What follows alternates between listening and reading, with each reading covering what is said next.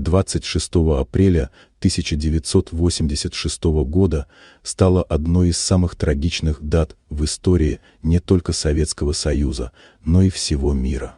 В этот день произошла крупнейшая в истории ядерная катастрофа – авария на Чернобыльской АЭС. Взрыв на 4-м энергоблоке станции привел к выбросу огромного количества радиоактивных веществ, что сделало окружающие территории непригодными для жизни.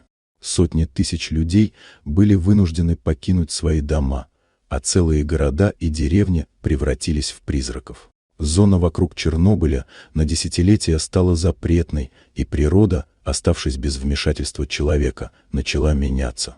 Недавно ученые запустили исследовательский проект, целью которого стало изучение животного мира в этой уникальной, практически необитаемой зоне.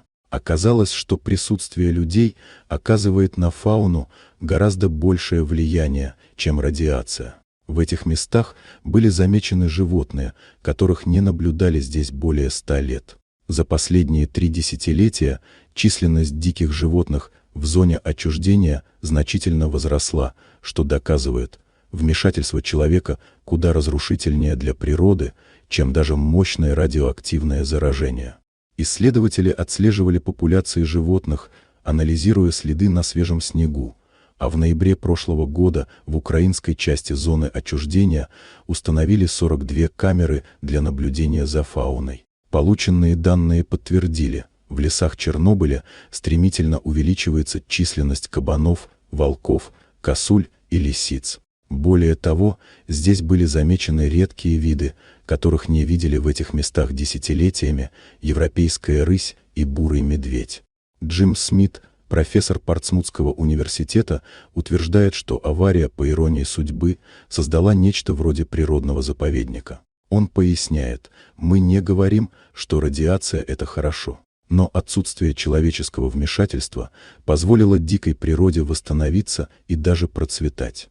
В Чернобыльской зоне уже успели сфотографировать зубров и лошадей Пржевальского, что является еще одним доказательством того, что природа способна адаптироваться к экстремальным условиям, если человек не вмешивается в ее процессы. Как видите, иногда присутствие людей наносит окружающему миру больший вред, чем даже радиоактивное заражение. Это заставляет задуматься. Вот такая удивительная история.